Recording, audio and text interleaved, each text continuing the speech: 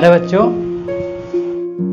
आज हम आपके सामने पूर्ण परावर्तक प्रिज्म के विषय में चर्चा करेंगे कि पूर्ण परावर्तक प्रिज्म क्या होता है।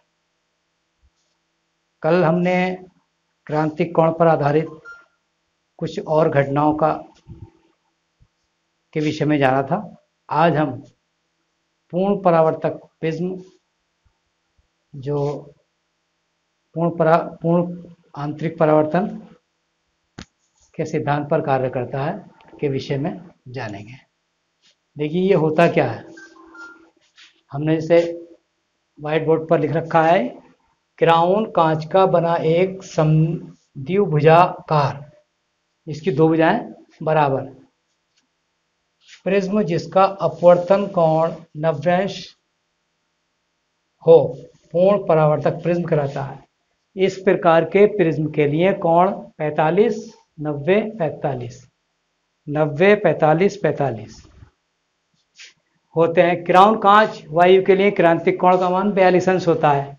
जब कोई प्रकाश किरण प्रिज्म के अंदर प्रवेश करके कांच वायु अंतरा पृष्ठ पर क्रांतिक कोण C बराबर 42 से बड़े कोण पर आपतित होती है तो ये पूर्ण परावर्तित हो जाती है। यही पूर्ण परावर्तक प्रिज्म का सिद्धांत है। एक पूर्ण परावर्तक प्रिज्म निम्न प्रकार से प्रयुक्त किया जा सकता है।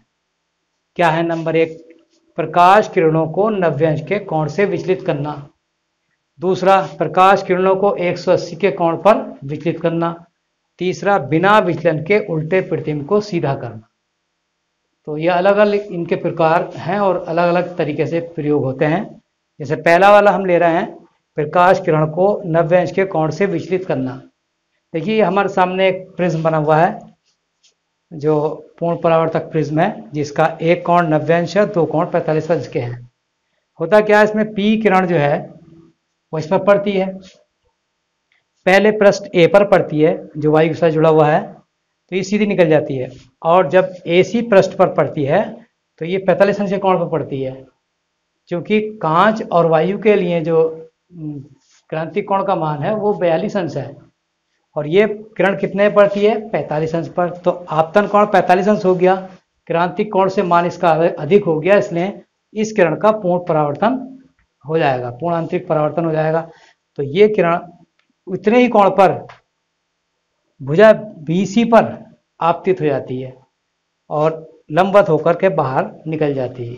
इस तरीके से ये जो कोण निर्गत डेल्टा का मान जो होगा वो 90° हो जाएगा और ये किरण सीधी इधर आकर करके नीचे को चली जाएगी। ये दिखा हमने कि चित्र में 45°, 90°, 45° वाला कांच क्राउन प्रिज्म प्रदर्शित है। एक किरण PQ AB पर आपतित होती है, ये पृष्ठ से बिना विचलित हुए निकल जाती है तथा कांच वायु के अंतर पृष्ठ AC पर 45° के कोण पर आपतित होती है, जो क्रांतिक कोण C से बड़ा है। तो ये पूर्ण परावर्तित हो जाती है और ये किरण BC पर अभिलंबत, ये नीचे वाली, आपतित होती है और QR दिशा में निर्गत हो जाती है। प्रिज्म द्वारा उत्पन्न विचलन 90° का होता है। इस प्रकार के प्रिज्म समतल दर्पण के विकल्प के रूप में प्रयोग किए जाते हैं। कहीं समतल दर्पण की आवश्यकता होती है तो वहां पर ये प्रिज्म प्रयोग किए जा सकते हैं। दूसरे प्रकार के प्रिज्म, प्रकाश किरणों को 180 के कोण से विचलित करना। देखिए इसमें भी ये प्रिज्म दिया गया 90° का है, 45, 45। इसमें भी दो किरणें, एक वस्तु से दो किरणें चल रही हैं, P और Q।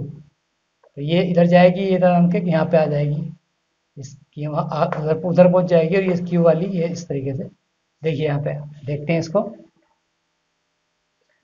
एक छोटी वस्तु PQ से चलने वाली किरणें पृष्ठ BC वाला, ये वाला पर लंबवत आपतित होती हैं तथा पृष्ठ AB पर क्रांतिक कोण से अधिक 45° के कोण पर जा रही हैं, से अधिक के कोण 45° पर आपतित होती हैं और पूर्ण आंतरिक परावर्तन द्वारा पूर्ण परावर्तित होकर पुनः क्रांतिक कोण से अधिक के कोण पर 45° के कोण पर कहाँ पे पर आपतित होती है। किस पर आपतित होंगी? ये 45° के कोण पर AC पर आपतित होती हैं।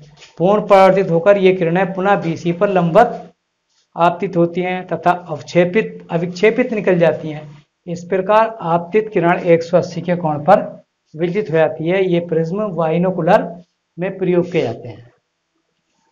तीसरी, बिना विचलन के उल्टे प्रतिबिंब को सीधा करना। देखिए ये प्रिज्म बना हुआ 90 अंश का 45-45, इसमें क्या उल्टे प्रतिबिंब पी क्यू से चलने वाली किरणें बीसी, ये बीसी वाला बीसी के समानांतर है, बीसी बुझाई ये वाली है, इसके समांतर दो किरणें चल रही हैं, ए बी पर आपतित होती हैं।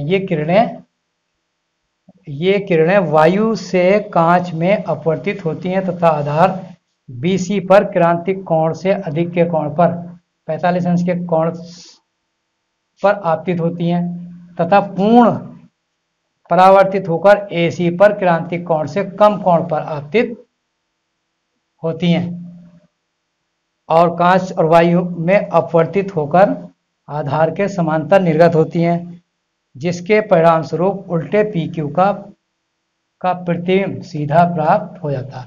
देखिए यहाँ पे पी क्यू उल्टा था, इधर जाके ये सीधा, ये किरण जो है ये नीचे आ गई, पी की पी डैश बन गई और क्यू की ये वाली ऊपर आ गई। तो इस तरीके से ये पूर्ण आंतरिक परावर्तन पर आधारित पूर्ण परावर्तक प्रिज्म के विषय में हमने जाना। आज के पीरियड में बस इतना ही।